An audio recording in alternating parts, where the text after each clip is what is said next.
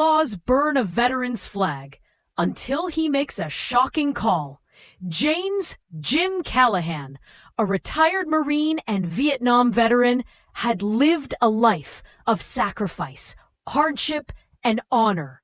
Now in his 70s, he lived alone in a quiet Texas town. The only thing that still mattered to him, besides his memories, was the faded American flag on his porch.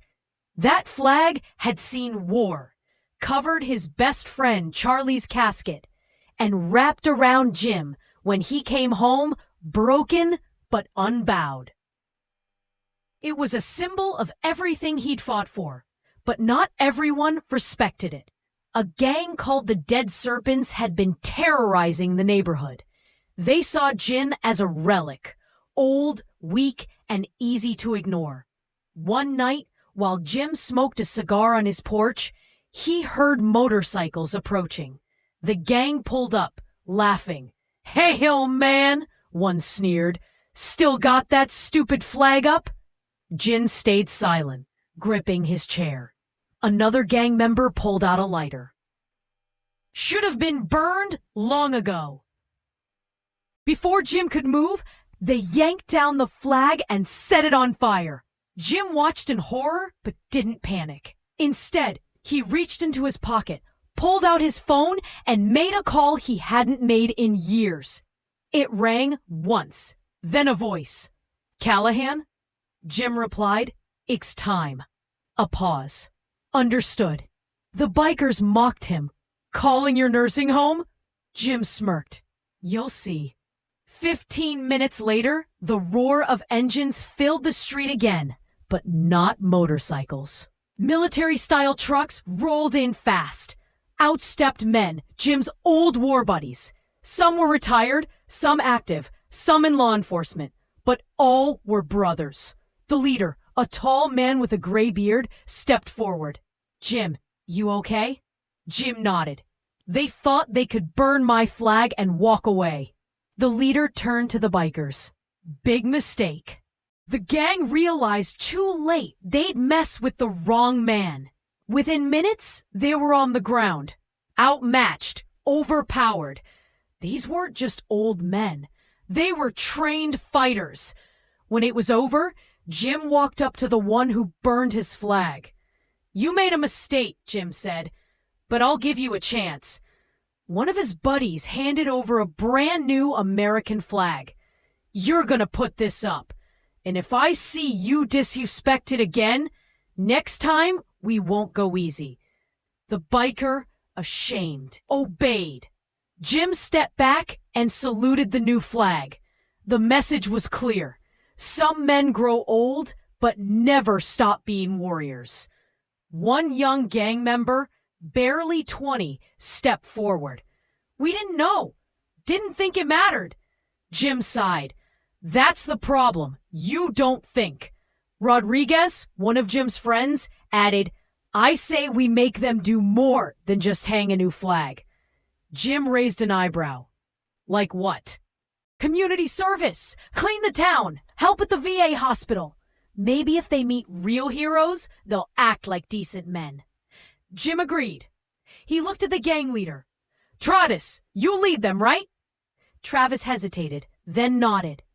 "Then you'll lead them in fixing what you broke, starting now." Bruised and battered, the bikers spent the night cleaning Jim's yard, repainting his fence, and raising the new flag. Jim then called the sheriff, an old friend named Hank.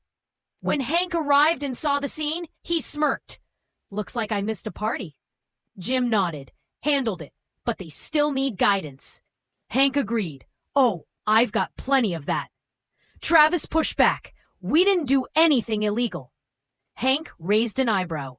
"Destruction of property, trespassing, disturbing the peace, and disrespecting a veteran.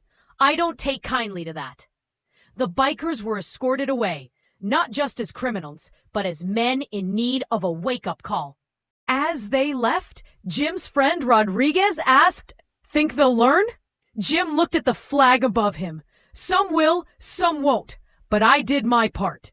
Just then, the young biker returned. "Sir, He said quietly, "I didn't understand before. I do now. I'm sorry." Jim studied him. "Good. Don't just say it, live it." The kid nodded and ran off. Jim sat back, watching the flag wave in the breeze.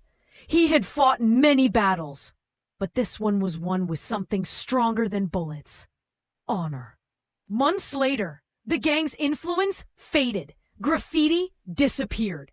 Streets felt safer. Some members turned their lives around. Jason, the young biker, volunteered at the VA. Others left the gang altogether, but not Travis. He stewed in resentment. One cold December night, Jim heard motorcycles again. More of them this time. Travis had returned with reinforcements. Jim wasn't surprised. As they dismounted, Travis stepped forward. "You made me a joke. I'm here to return the favor." Jim didn't flinch. "Guess you didn't learn the first time." Before Travis could answer, the street lights flickered.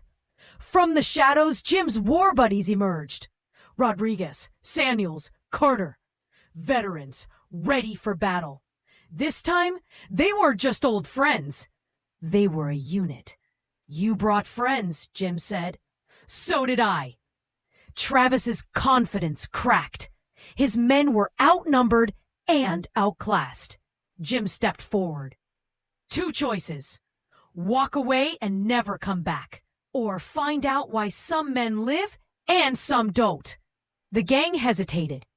One by one, they backed away. But not Travis. He lunged at Jim. Jim moved faster than expected, hooking Travis's leg with his cane and slamming him to the ground. He pressed a foot to Travis's back. "You done, son?" Travis panted. The fight left his eyes. Jim stepped back. Travis stood in silence, then walked away. The dead serpents were gone for good. Rodriguez chuckled. "Think that's the last we'll see of him?" Jim shrugged. "Doesn't matter. Next time, they'll know better than to pick a fight with an old war dog." He stepped onto his porch. Above him, the flag waved proudly. No matter who tried to tear it down, he would always raise it again. Because men like Jim didn't fight for themselves. They fought for something greater, and they never backed down.